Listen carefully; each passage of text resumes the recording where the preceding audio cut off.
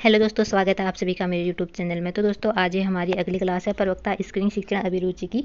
इसमें आज हमारा है 7वां टॉपिक। तो 7वें टॉपिक में है शैक्षिक तकनीकी। ठीक है, कौन सा है? शैक्षिक तकनीकी। तो शैक्षिक तकनीकी के बारे में आज हम पढ़ेंगे। तो देखते हैं शैक्षिक तकनीकी क्या है। शिक्षण को प्रभावशाली बनाने के लिए वैज्ञानिक तकनीकी, मनोवैज्ञानिक सिद्धांतों व विधियों का उचित प्रयोग शिक्षा तकनीकी कहलाता है। ठीक है, तो शैक्षिक तकनीकी किसे कहते हैं? शिक्षण को प्रभावशाली बनाने के लिए जो वैज्ञानिक तकनीकी, मनोवैज्ञानिक सिद्धांतों व विधियों का उचित प्रयोग करके जो शिक्षा में परिवर्तन किया जाता है उसे क्या बोलते हैं? इसके बाद है शिक्षण उद्देश्यों की प्राप्ति, अर्थात विज्ञान तथा मनोविज्ञान के नियमों व तकनीकी उपकरणों का प्रयोग कर प्रचलित शिक्षा की प्रक्रिया में सुधार कर उसे प्रभावी बनाने की प्रक्रिया शैक्षिक तकनीकी कहलाता है। ठीक है, तो क्या है शैक्षिक तकनीकी? शिक्षण के उद्देश्यों की प्राप्ति करने के लिए क्या किया जाता है? विज्ञान एवं मनोवैज्ञानिक नियमों व तकनीकी उपकरणों का प्रयोग करके क्या जाता है? शिक्षा की प्रक्रिया में सुधार किया जाता है और उसे प्रभावशाली बनाने के लिए जो विधियों का प्रयोग किया जाता है उसे क्या कहा जाता है? शैक्षिक तकनीकी कहा जाता है। तो इस जैसे देखते जैसे रेडियो है, कंप्यूटर है, टीवी है, प्रोजेक्टर है, कैलकुलेटर आदि। ठीक है, तो ये सब क्या है? शैक्षिक तकनीकी के उदाहरण हैं। जैसे रेडियो के द्वारा भी बच्चों को पढ़ाया जा सकता है और कंप्यूटर के द्वारा भी, और टीवी हो गया, प्रोजेक्टर हो गया, कैलकुलेटर हो गया, ये सब क्या है? शैक्षिक तकनीकी उपकरण हैं। उसके बाद इसमें कुछ डेफिनेशन है, देखते हैं। कॉक्स के अनुसार क्या है? मानव के सीखने की दिशाओं में वैज्ञानिक ज्ञान व प्रयोग को शैक्षिक तकनीकी कहते हैं। ठीक है, कॉक्स क्या बोलते हैं? मानव के सीखने की दशाओं में वैज्ञानिक ज्ञान के प्रयोग को क्या बोलते हैं? इसे बोलते हैं शैक्षिक तकनीकी कहते हैं। यानी जो मनुष्य सीखता है उसमें जो है आजकल वैज्ञानिक चीज़ों का प्रयोग किया जाता है, उसे ही शैक्षिक तकनीकी कहा जाता है। और उसके बाद है ब्लूमर क्या बोलते हैं? शैक्षिक तकनीकी व्यवहारिक अधिगम की परिस्थितियों में वैज्ञानिक ज्ञान का प्रयोग है। ठीक है, इनका क्या है? जो ये बोलते हैं शैक्षिक तकनीकी क्या है? व्यवहारिक अधिगम की परिस्थितियों में वैज्ञानिक ज्ञान का प्रयोग है। तो उसके बाद एस कुलकर्णी जी क्या बोलते हैं? शैक्षिक तकनीकी उन सभी प्रणालियों, विधियों एवं माध्यमों का विज्ञान है जिसके द्वारा शिक्षा के उद्देश्यों की प्राप्ति की जा सकती है। ठीक है, कुलकर्णी जी क्या बोलते हैं? ये बोलते हैं शैक्षिक तकनीकी उन सभी प्रणालियाँ, विधियों का माध्यम जो विज्ञान है, तो जिसके माध्यम से क्या किया जाता है? शैक्षिक तकनीकी शिक्षा के उद्देश्यों की प्राप्ति की जा सकती है। किनके माध्यम से? जो शिक्षण विधियाँ हैं और तकनीकी वगैरह हैं, तो इससे क्या क्या किया जा सकता है? शिक्षा के उद्देश्यों को प्राप्त किया जा सकता है। इसके बाद है शैक्षिक तकनीकी के उद्देश्य। अब शैक्षिक तकनीकी के उद्देश्य देखते हैं। पहला है शिक्षण प्रक्रिया का आधुनिकीकरण। ठीक है, शैक्षिक तकनीकी का उद्देश्य क्या है? आजकल क्या है? शिक्षा प्रक्रिया को क्या है? आधुनिकीकरण कर रहा है शैक्षिक तकनीकी। और उसके बाद है शिक्षण अधिगम प्रक्रिया को रुचिकर बनाता है। शैक्षिक तकनीक क्या करते हैं? ये करते हैं शिक्षण प्रक्रिया को अधिक रुचिकर बनाते हैं, जिसमें बच्चे अच्छे से सीखते हैं और उनका मन लगता है पढ़ाई के लिए। प्रोजेक्टर के माध्यम से जब पढ़ाया जाता है बच्चों को, तो उनका ध्यान पढ़ाई में रहता है। तो अगला है शिक्षक व शिक्षार्थी व्यवहार परिवर्तन और सुधार के लिए शैक्षिक तकनीक का प्रयोग किया जाता है। ठीक है, क्या कहते हैं? शिक्षक और शिक्षार्थी के व्यवहार और परिवर्तन या फिर उनमें सुधार के लिए शैक्षिक तकनीक का प्रयोग किया जा सकता है। और अगला है शिक्षण अधिगम सामग्री का निर्माण एवं विकास किया जाता है। ठीक है, एक उद्देश्य क्या है? शिक्षण अधिगम सामग्री का निर्माण एवं विकास किया जाता है इसके माध्यम से। अगला है अध्यापक प्रशिक्षण में सहायक है। ठीक है, शैक्षिक तकनीक क्या है? अध्यापक प्रशिक्षण में सहायक है। अगला है मूल्यांकन में यह सहायक है। अगला है शैक्षिक उद्देश्यों की पूर्ति में सहायक है। ठीक है, और किस में सहायक है? शैक्षिक उद्देश्यों की पूर्ति में सहायक है। और अगला है नवीन शोध कार्यों में सहायक है और शिक्षा के प्रचार प्रसार में सहायक है। तो इसकी विशेषताएं और प्रकृति देखते हैं। शैक्षिक तकनीक की विशेषताएं प्रकृति क्या क्या है? तो पहला है वैज्ञानिक ज्ञान के प्रयोग पर आधारित है। ठीक है, शैक्षिक तकनीकी क्या है? वैज्ञानिक ज्ञान के प्रयोग पर आधारित है और यह क्या है? गतिशील प्रक्रिया है। ठीक है, शैक्षिक तकनीक क्या है? गतिशील प्रक्रिया है। और अगला है विद्यार्थियों के व्यवहार में परिवर्तन लाना संभव है। तो शैक्षिक तकनीकी से क्या क्या होता है? विद्यार्थियों के व्यवहार में परिवर्तन लाया जा सकता है। और उसके बाद है मनोविज्ञान, विज्ञान तकनीकी प्रणाली, कला, दृश्य श्रव्य सामग्री और मशीनों का प्रयोग किया जाता है। ठीक है, इसमें क्या कहता है? मनोवैज्ञानिक, विज्ञान और तकनीकी प्रणाली और कला, श्रव्य दृश्य सामग्रियों से क्या कहता है? मशीनों का प्रयोग किया जाता है।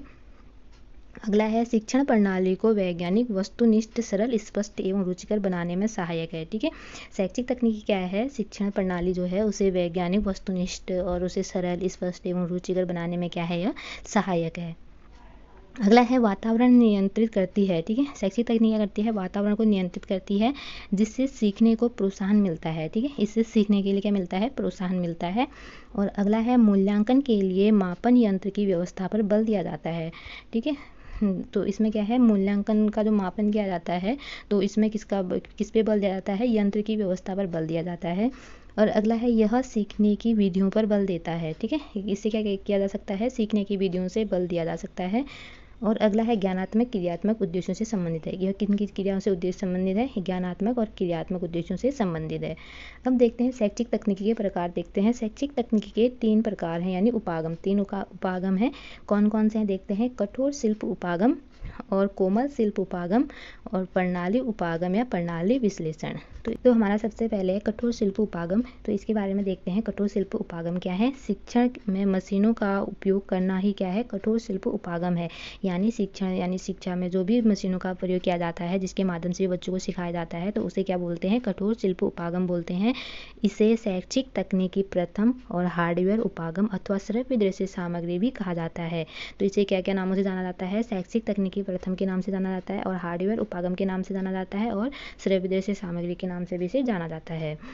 इसका जन्म भौतिक अभियंत्रण तकनीकी से हुआ है। ठीक है, इसका जन्म किससे हुआ है, भौतिक अभियंत्रण तकनीकी से हुआ है और शिक्षण अधिगम प्रक्रिया में अनेक भौतिक सामानों के प्रयोग से है। ठीक है, तो क्या है, शिक्षण अधिगम प्रक्रिया में अनेक भौतिक सामानों के प्रयोग से है, जैसे श्यामपट्ट, चित्र, map, radio, tape recorder, television, computer, mobile आदि। इनके माध्यम से शिक्षण अधिगम प्रक्रिया को अधिक सरल, रुचिकर, उद्देश्यपूर्ण, प्रभावी व विस्तृत बनाया जाता है।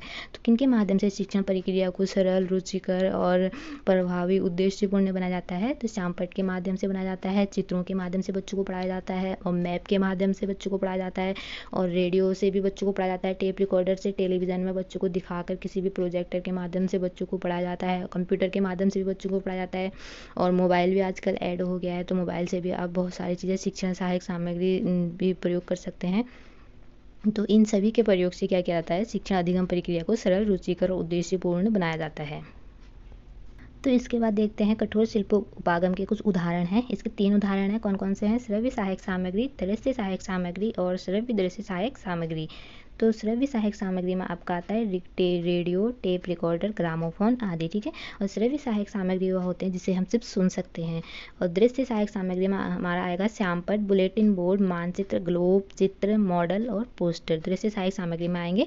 और दृश्य सहायक सामग्री वह है जिसे हम सिर्फ देख सकते हैं आंखों से। और अगला है श्रव्य दृश्य सहायक सामग्री, जिसमें हम दोनों को देख भी सकते हैं और सुन भी सकते हैं। तो इसमें आएगा दूरदर्शन, नाटक, टेलीविज़न, चलचित्र और कंप्यूटर। ये किसके उदाहरण है, श्रव्य दृश्य सहायक सामग्री के उदाहरण है। तो अगला है दूसरा, कोमल शिल्प उपागम। तो इसके बाद कठोर शिल्प उपागम के बाद देखेंगे कोमल शिल्प उपागम किसे बोलते हैं। यह कोमल शिल्प उपागम को अनुदेशन तकनीकी, शिक्षण तकनीकी तथा व्यवहार तकनीकी की संज्ञा दी जाती है। ठीक है, कोमल शिल्प उपागम को किसकी संज्ञा दी जाती है, इसे और किन नामों से जाना जाता है, अनुदेशन तकनीकी के नाम से जाना जाता है और शिक्षण तकनीकी के नाम से जाना जाता है और व्यवहार तकनीकी के नाम से इसे जाना जाता है। यह मशीनी विज्ञान से संबंधित ना होकर मनोविज्ञान से संबंधित होता है। ठीक है, यह क्या है, मशीनी विज्ञान से संबंधित नहीं है, यह क्या है, मनोविज्ञान से संबंधित है। और कठोर शिल्प उपागम किससे संबंधित था, वह मशीनों से संबंधित था और यह किससे संबंधित है, मनोविज्ञान से संबंधित है। इसके माध्यम से छात्रों को उचित अनुभव प्रदान करके व्यवहार में अपेक्षित परिवर्तन लाया जा सकता है। तो इसके माध्यम से क्या किया जाता है, बच्चों के व्यवहार में परिवर्तन लाया जा सकता है। कोमल शिल्प उपागम का संबंध मशीनों के कोमल पक्षी शिक्षण सिद्धांतों, शिक्षण विधियों, पुनर्बलन तथा मूल्यांकन युक्तियों से होता है। तो ठीक है, इसका संबंध किससे होता है, कोमल शिल्प उपागम का संबंध होता है शिक्षण सिद्धांतों से होता है, शिक्षण विधियों से होता है, पुनर्बलन मूल्यांकन युक्तियों से इसका संबंध होता है। तो इसमें 3 पद हैं। ठीक है, कोमल शिल्प उपागम में 3 पद हैं। कौन कौन सा है, अदा है और प्रक्रिया है और प्रदा है। अदा को इनपुट बोलते हैं और प्रक्रिया प्रोसेस और आउटपुट। तो इसमें जैसे उदाहरण पे हम रेडियो को ले लेते हैं, तो रेडियो से सबसे पहले क्या, तरंगों के माध्यम से उसमें आते हैं रेडियो के अंदर और उसके बाद उसमें अंदर प्रोसेस चलती है और उसके बाद उसे प्रदा यानी आउटपुट किया जाता है, हम तक उसे पहुंचाया जाता है। और तीसरा है प्रणाली उपागम या प्रणाली विश्लेषण। ठीक है, इसे प्रणाली उपागम भी कहा जाता है और प्रणाली विश्लेषण भी कहा जाता है। तो इसका विकास द्वितीय विश्व युद्ध के बाद हुआ। ठीक है, प्रणाली उपागम का विकास कब हुआ था, द्वितीय विश्व युद्ध के बाद इसका विकास हुआ था। इसमें वैज्ञानिक आधारों व प्रबंध प्रशासन व्यापार आदि संबंधी निर्णय लिए जाते हैं। तो इसमें क्या किया जाता है, वैज्ञानिक आधारों पर प्रबंध, प्रशासन और व्यापार संबंधी निर्णय लिए जाते हैं। इसके माध्यम से इसका प्रयोग शिक्षा के क्षेत्र में भी किया जा सकता है। ठीक है, इसका प्रयोग क्या किया जाता है, शिक्षा के क्षेत्र में भी इसका प्रयोग किया जा सकता है, जो तकनीकी शैक्षिक प्रशासन के विकास में तथा रूपरेखा के निर्माण में सहयोग करता है। ठीक है, ये क्या करता है, तकनीकी शैक्षिक प्रशासन के विकास में तथा रूपरेखा के निर्माण में यह क्या करता है, सहयोग करता है। प्रणाली उपागम कहलाता है। ठीक है, वो क्या कहलाता है, प्रणाली उपागम कहलाता है। यह शैक्षिक तकनीकी प्रथम व द्वितीय का सम्मिलित रूप है।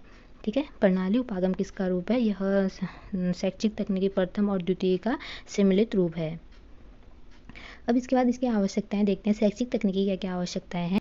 तो पहला है, शैक्षिक तकनीकी शिक्षण प्रक्रिया को वैज्ञानिक, वस्तुनिष्ठ, सरल, स्पष्ट, रुचिकर व प्रभावशाली बनाती है। ठीक है, शैक्षिक तकनीकी क्या कहते हैं, शिक्षण प्रणाली को वो वैज्ञानिक, वस्तुनिष्ठ, सरल और स्पष्ट, रुचिकर व प्रभावशाली बनाती है। और अगला है, शिक्षण समस्याओं के समाधान के लिए उचित मार्गदर्शन करती है। ठीक है, शिक्षण समस्याओं के समाधान के लिए क्या करती है, उचित मार्गदर्शन करती है। और इससे शिक्षण संबंधी जो जितनी भी समस्याएं हैं तो उनका समाधान तुरंत हो जाता है। और प्रभावशाली शिक्षण के लिए नई नई विधियों के विकास पर बल देती है। ठीक है, प्रभावशाली शिक्षण के लिए क्या करती है, नई नई विधियों के विकास पर बल देती है। और अगला है, शिक्षण को प्रभावी बनाने के लिए यह आवश्यक है। ठीक है, शिक्षण को प्रभावशाली बनाने के लिए शैक्षिक तकनीकी की आवश्यकता होती है। और ज्ञान का संचय एवं प्रसार करने के लिए आवश्यक है। ठीक है, शैक्षिक तकनीकी क्या है, ज्ञान का संचय करने के लिए और उसका प्रसार करने के लिए आवश्यक है। और इसमें क्या है, समय व ऊर्जा की बचत के लिए इसकी आवश्यकता होती है। ठीक है, तो शैक्षिक तकनीकी क्या है, समय व ऊर्जा की बचत के लिए आवश्यक है। अगला है, शैक्षिक तकनीकी उपयोग। अब देखते हैं शैक्षिक तकनीकी उपयोग कहाँ कहाँ होते हैं।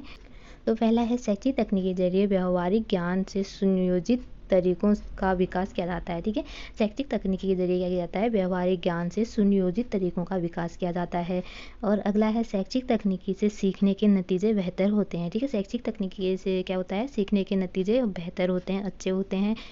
और इसमें आजीवन सीखने की सुविधा मिलती है। ठीक है, शैक्षिक तकनीकी से क्या मिलती है, आजीवन सीखने की सुविधा मिलती है, मतलब इसके माध्यम से हम कभी भी सीख सकते हैं। इसमें छात्रों को उनकी सीखने की शैली की गति के हिसाब से मदद मिलती है। ठीक है, इसमें क्या होता है, छात्रों के सीखने की शैली और गति के हिसाब से उनको मदद मिलती है। और यह शिक्षा के लिए उपयोगी है और समाज के लिए उपयोगी है और सीखने के क्षेत्र के लिए यह उपयोगी है। तो यहाँ पे हमारा शैक्षिक तकनीकी जितना भी था, जितने भी इम्पोर्टेंट तथ्य थे, ये यहाँ पे हमने कंप्लीट कर लिए हैं। तो मिलते हैं अगली वीडियो में।